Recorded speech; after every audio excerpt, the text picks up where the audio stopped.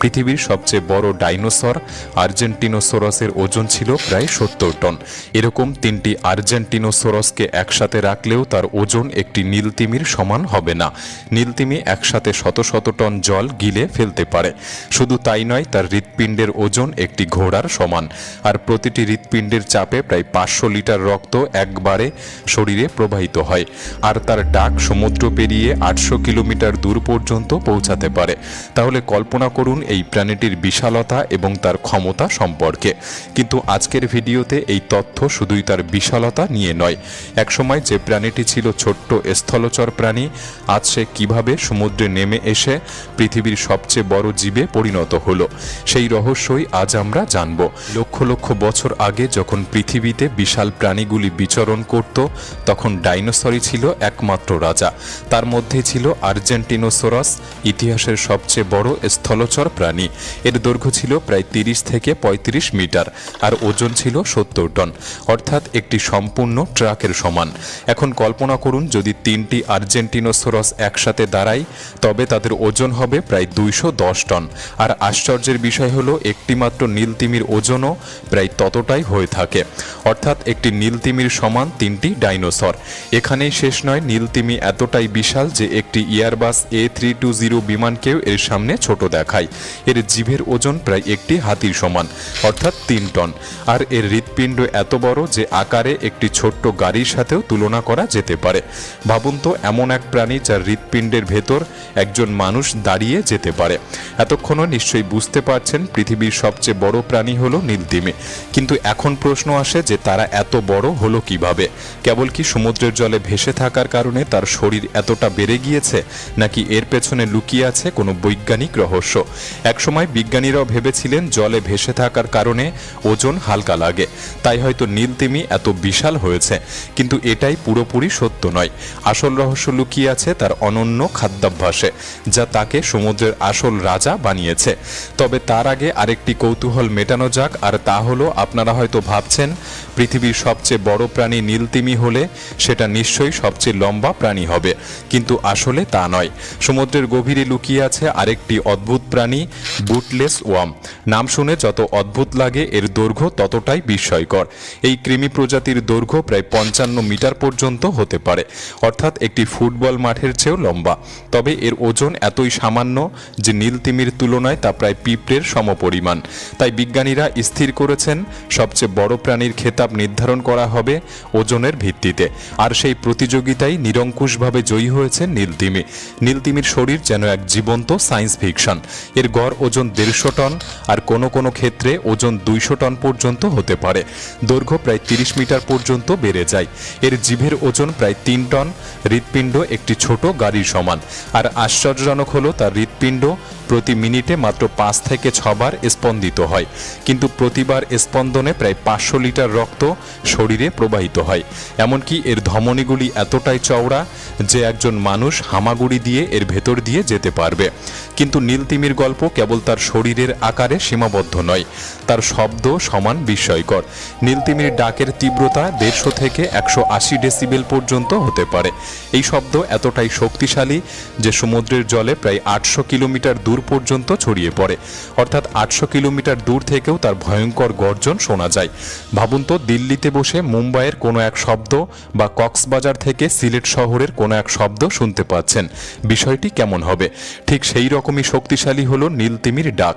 নীলতিমি এই শব্দ ব্যবহার করে অন্য তিমিদের সঙ্গে যোগাযোগ করতে, সমুদ্রের গভীরে দিক খুঁজে নিতে, আর দীর্ঘ অভিবাসনের সময় নিজের অবস্থান নির্ধারণ করতে।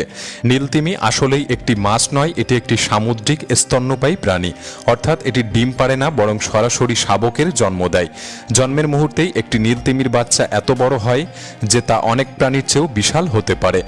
একটি শাবকের ওজন প্রায় 2.5 থেকে 3 টন পর্যন্ত হয়ে থাকে এবং দৈর্ঘ্য 7 থেকে 8 মিটার। জন্মের পর প্রতিদিন সে প্রায় 90 কেজি ওজন বাড়ায় এবং প্রায় 400 লিটার দুধ পান করে। এই দুধ সাধারণ দুধের মতো নয়, এর ঘনত্ব এত বেশি যে অনেকটা টুথপেস্টের মতো মনে হয়, আর এতে ফ্যাটের পরিমাণ গরুর দুধের তুলনায় প্রায় 10 গুণ বেশি থাকে। কল্পনা করুন, জন্মের পরই যখন শাবক এত ভারী আর তার প্রতিদিনের এই হারে বেড়ে ওঠা, তাহলে কয়েক মাস পর সে কতটা বিশাল হয়ে উঠবে। নীলতিমির কোনো স্থায়ী বাসস্থান নেই, তারা সারা পৃথিবীর সমুদ্র জুড়েই ঘুরে বেড়ায়। গ্রীষ্মকালে তারা চলে যায় ঠান্ডা অঞ্চলে, যেমন আর্কটিক এবং আন্টার্কটিক মহাসাগরে, আর শীতে চলে আসে নিরক্ষীয় বা উষ্ণমণ্ডলীয় অঞ্চলে। প্রতি বছর হাজার হাজার কিলোমিটার ভ্রমণ করে এই সমস্ত প্রাণীরা। তবে এত দীর্ঘ যাত্রায় টিকে থাকতে হলে প্রচুর খাদ্যের দরকার হয়। তাহলে প্রশ্ন হলো, পৃথিবীর সবচেয়ে বড় প্রাণী আসলে কি খায়? আশ্চর্যজনক হলেও এটা সত্যি, এত বিশাল শরীরের খাবার হলো শুধুমাত্র krill, যা এক ধরনের চিংড়ির মতো প্রাণী। খাবার সময় নীলতিমি তার বিশাল মুখ হাঁ করে প্রায় একসাথে 200 টন জলও চিংড়ির সাথে টেনে নেয়। তারপর মুখের ভেতরের ব্যালেন প্লেট দিয়ে জল ছেঁকে ফেলে, আর মুখে থেকে যায় শুধুমাত্র ক্রিলগুলি। প্রতিদিন সে প্রায় 4 টন krill খায়। আশ্চর্যের বিষয় হলো, নীলতিমি কেবল এমন একটি প্রাণী খেতে পারে যেগুলি প্রতিরোধ করতে পারে না, অর্থাৎ শুধু krillই তাদের প্রধান খাদ্য। আর এবার আসে সেই ঐতিহাসিক প্রশ্ন, এত ছোট্ট প্রাণী খেয়েও কিভাবে সে এত বড় হলো? আগে বিজ্ঞানীরা ভেবেছিল জলে ভেসে থাকার কারণে শরীর বড় হয়েছে, কিন্তু সাম্প্রতিক গবেষণা বলছে আসল রহস্য হলো ফিল্টার ফিডিং, একসাথে প্রচুর খাদ্য খাওয়া কিন্তু তুলনামূলকভাবে কম শক্তি ব্যয় করা। ঠিক যেমন একটি গরু সারাদিন ঘাস খেয়ে শক্তি পায়, তেমনি নীলতিমি হাজার হাজার krill খেয়ে শক্তি সঞ্চয় করে, তবে তারা বেশি শক্তি অপচয় করে না। আর এটাই তাদের বিশালত্বের প্রধান রহস্য। আজ থেকে প্রায় 3 কোটি বছর আগে ব্যালেন হোয়েলসের বিবর্তন শুরু হয়েছিল। পরে 30 লাখ বছর আগে বরফ যুগ শেষ হয়ে এলে সমুদ্র ঠান্ডা হতে শুরু করে। সেই সময় সামুদ্রিক প্রাণীর প্রজাতি বদলে যায়, খাদ্যের উৎস ছড়িয়ে পড়ে দূরে দূরে। বেঁচে থাকার জন্য নীলতিমির প্রয়োজন হয় বড় শরীর, প্রচুর শক্তি আর দীর্ঘযাত্রার ক্ষমতা। বড় শরীরের কিছু বাড়তি সুবিধাও ছিল, এতে খাদ্য সঞ্চয় করা যেত, শিকারীর ভয় কম থাকতো আর দূর দূরান্ত ভ্রমণ করা সহজ হতো। এভাবেই লক্ষ লক্ষ বছরের বিবর্তনে নীলতিমি আজকের আকারে পৌঁছেছে। কিন্তু জানেন কি, আজকের চেয়েও একসময় নীলতিমি আরও বড় ছিল। প্রায় 100 বছর আগে নীলতিমির দৈর্ঘ্য 33 মিটার পর্যন্ত লম্বা হতো, আর ওজন হতো 210 টন পর্যন্ত। কিন্তু সবকিছু বদলে দেয় মানুষের লোভ। 8ম শতক থেকে নীলতিমির শিকার শুরু হয়ে গিয়েছিল। 16 শতকে এটি রীতিমতো একটি শিল্পে পরিণত হয়, আর 20 শতকে এসে অবস্থা ভয়াবহ হয়ে ওঠে। মানুষ নীলতিমি শিকার করত তার মাংসের জন্য, তার চর্বি থেকে তেল তৈরি করত, আর ব্যালেন প্লেট ব্যবহার করে জামা কাপড়ের করসেট বানাতো। 1930 সালের মধ্যে শুধু 1 বছরে 50,000-এরও বেশি নীলতিমি মারা যায়। এই নিষ্ঠুর শিকার পৃথিবীর সবচেয়ে বড় প্রাণীটিকে প্রায় বিলুপ্তির পথে নিয়ে গিয়েছিল।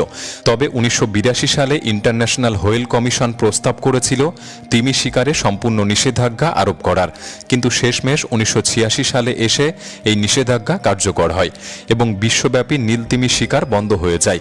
যদিও এই সিদ্ধান্তে নীলতিমি বিলুপ্ত হওয়া থেকে রক্ষা পেয়েছিল, তবে তাদের সংখ্যা আর কোনোদিন আগের মতো বাড়েনি। বর্তমান পৃথিবীতে মাত্র 20,000 থেকে 25,000 নীলতিমি বেঁচে আছে, অথচ 1926 সালে তাদের সংখ্যা ছিল 1.5 লক্ষেরও বেশি। আজকে তারা প্রধানত দেখা যায় আন্টার্কটিকা আর উত্তর প্রশান্ত মহাসাগরে। কিন্তু প্রশ্ন হলো, আমরা কি সত্যি তাদের রক্ষা করতে পারবো? নীলতিমি কেবল একটি প্রাণী নয়, এটি পৃথিবীর পরিবেশের ভারসাম্যের প্রতীক। বিশাল এই প্রাণী আমাদের মনে করিয়ে দেয় যে প্রকৃতি রক্ষার দায়িত্ব আমাদের সবার। নীলতিমি একদিকে সতর্কবার্তা, আবার অন্যদিকে এক অনন্ত আশা। যদি আমরা প্রকৃতিকে বাঁচাই, তবে পৃথিবীকেও বাঁচানো সম্ভব। তবে আজকের দিনে তাদের জন্য নতুন হুমকিও তৈরি হয়েছে, যেমন জলবায়ু পরিবর্তন, সমুদ্র দূষণ, প্লাস্টিক বর্জ্য, জাহাজের শব্দ দূষণ ইত্যাদি। সবকিছুই নীলতিমির জীবনে প্রভাব ফেলছে। বিজ্ঞানীরা বলছেন নীলতিমির ডাক অনেক সময় জাহাজের ইঞ্জিনের শব্দে ঢাকা পড়ে যায়, ফলে তাদের যোগাযোগ ব্যাহত হয়। এমনকি খাদ্যের অভাবও বড় সমস্যা হয়ে দাঁড়িয়েছে। তাই এই বিশাল প্রাণীকে বাঁচিয়ে রাখা মানে কেবল একটি প্রজাতিকে রক্ষা করা নয়, বরং পুরো সমুদ্রের প্রাণীকুলকে রক্ষা করা। আপনার কি মনে হয়, মানুষ কি পারবে নীলতিমিকে নিরাপদে রাখতে?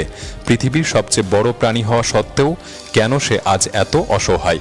নীলতিমিকে রক্ষা করার দায়িত্ব কি শুধু বিজ্ঞানী বা পরিবেশবাদীদের, নাকি আমাদের প্রত্যেকের? আপনার কি মনে হয়? কমেন্ট বক্সে লিখে জানাতে পারেন। ভিডিওটি ভালো লাগলে একটি লাইক করতে পারেন, চ্যানেলটি সাবস্ক্রাইব করে রাখতে পারেন। তাহলে দেখা হচ্ছে পরবর্তী নতুন একটি এপিসোডে। ধন্যবাদ।